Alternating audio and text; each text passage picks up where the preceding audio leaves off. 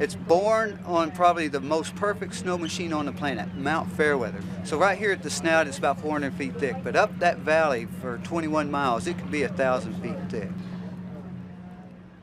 We think that Glacier Bay has got its own spirit. Watching that glacier calve, that's part of our people's belief that Costin is saying hello to everybody.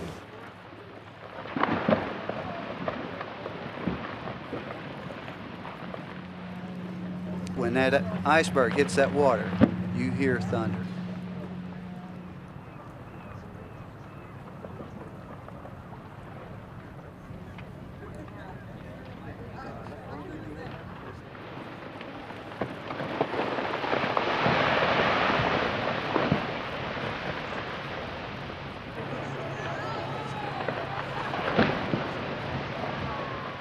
And there was a big crack, and then a great slab just fell off. 250 feet of ice fell into the water.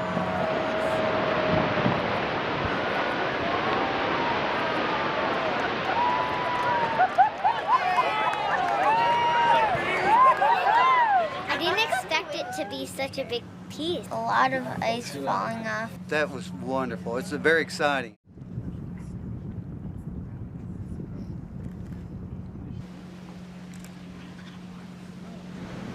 The Marjorie and the Grand Pacific Glaciers are two very spectacular tidewater glaciers.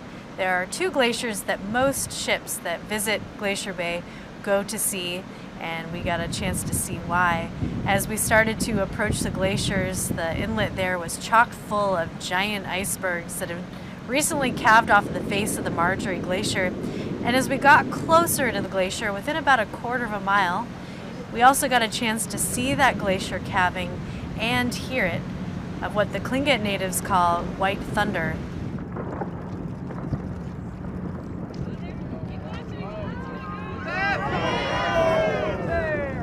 Got a chance to see a whole slab of ice fall off the face of that tidewater glacier, fall and splash in the water, and saw that ice spinning in the water before it started to traverse across the face of the glacier.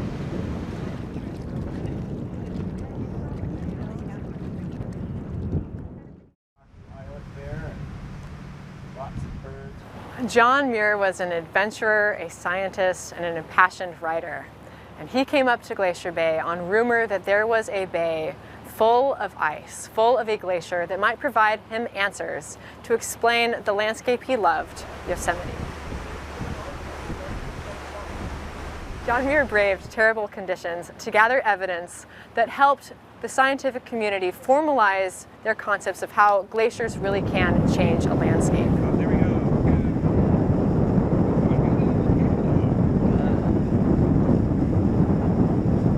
It wasn't his only visit, though. He came multiple times to this place because there was more than just geology to uncover here. He was inspired by this wild environment, and through that inspiration, convinced thousands, if not millions of people to follow in his footsteps. He was truly one of the fathers of the conservation movement. People brag about having stuff. I think Glacier Bay can offer us really profound wilderness experiences because there are no signs of civilization. There are no roads here. There are no buildings.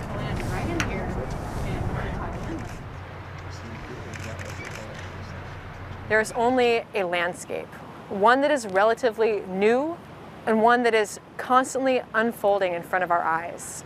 We now have a vibrant ecosystem just coming back to life. From destruction is now creation. And in that space, in that rebirth process, is real hope and inspiration. I can only hope that people can come and try to appreciate that in their day in Glacier Bay.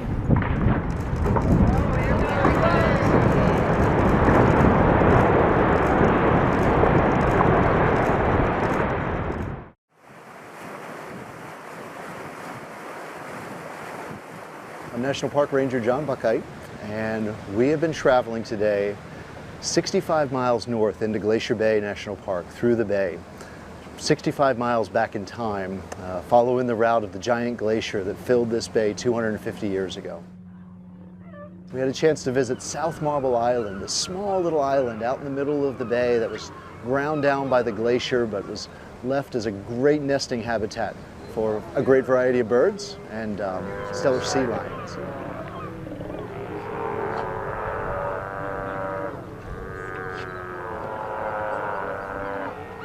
A chance to see the tufted puffins hanging out on the water there, as well as at least two horned puffins, a real rarity to see this far south in Alaska.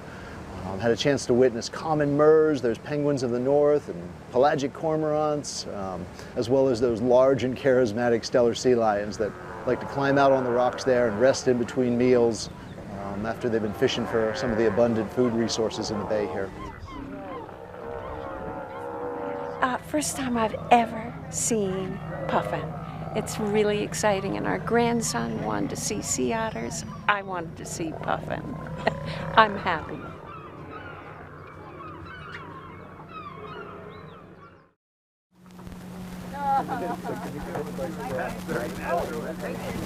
Well, we've made it all the way up to the head of Glacier Bay. We're sitting here in front of Marjorie Glacier. This glacier is a mile wide and about 250 feet tall. Off behind us is the Grand Pacific Glacier, covered in, oh wait!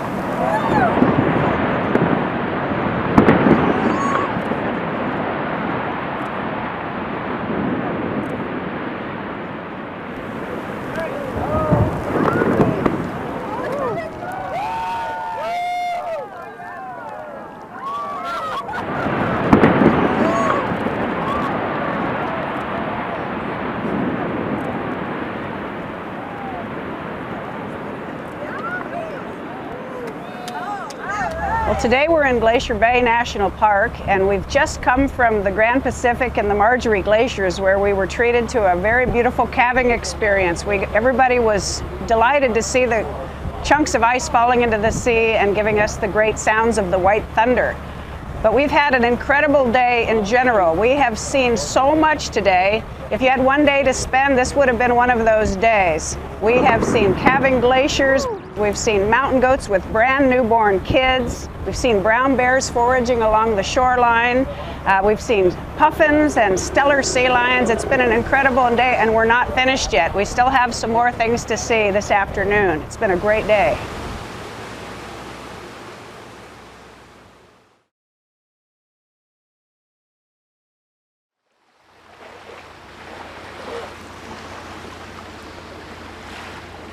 Welcome to Glacier Bay National Park and Preserve. My name is Emma Johnson. I'm a park ranger here.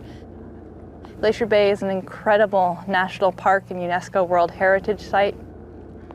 There's wildlife throughout the bay. We'll be looking for sea otters, stellar sea lions, tufted puffins, bald eagles, maybe a large furry animal on the beach like a brown bear or a moose. And of course, we're going to be looking for glaciers.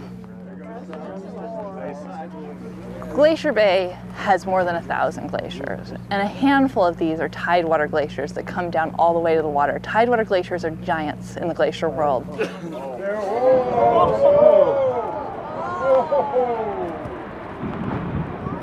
They may be half a mile to 2 miles across, several hundred feet thick, and anywhere from just touching the water to extending 100 feet below the tidal water.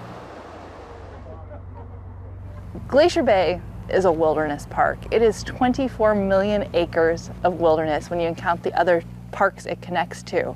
And one really special thing about Glacier Bay is its wilderness waters. That means there's no roads, there's no buildings, there's no parking lots. It's all untouched by humans. So traveling on a small boat is really the best way and almost the only way to get up close and personal with Glacier Bay National Park.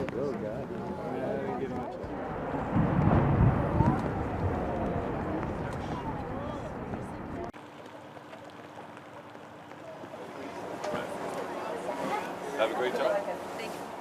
Hey, we're in the southern part of Southeast Alaska right now at Tracy Arm Fjord. This is one of the most magnificent fjords in the world, not just in Alaska. The glacier was once 25 miles further down, right at the mouth of the Tracy Arm, just in 1750. So it has been retreating very rapidly, and right now it continues to retreat rapidly, as you can see by all the ice in the water.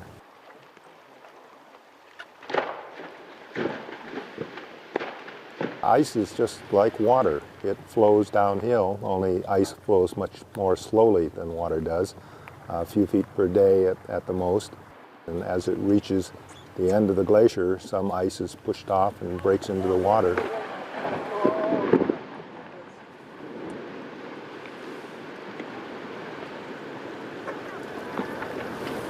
Okay.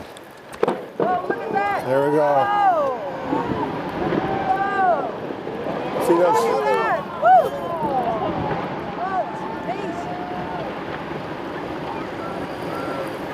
Whoa. Wow. Whoa, that was a sight. And some more.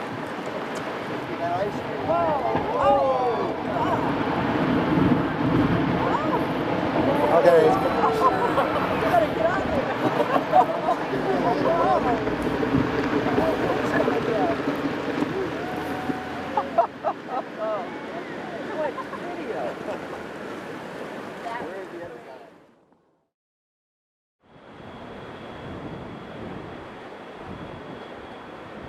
Today, July 4th, we were able to get into Johns Hopkins, one of our most magnificent glaciers, 250 feet high from the water to the top of those towers.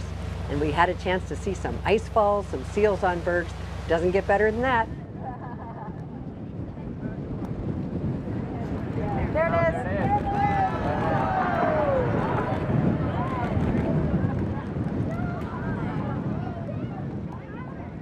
So this is July 4th, 2019, and we're here in Alaska appreciating what this country is all about in a sense of nature, how we are free to appreciate this magnificent land.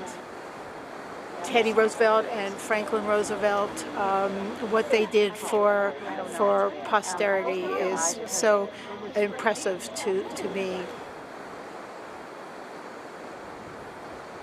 When we got our first national park, which was Yellowstone, over 100 years ago, the idea of our national parks had not spread around the world, and now it has. And our parks are breathing room. They're a space to reflect. They're a place that we can go exploring outside the wonders and inside, a place of quiet, a place of repose, a place of tranquility. I hope our national parks are around another 100 years. Can't think of a better place to spend the 4th of July.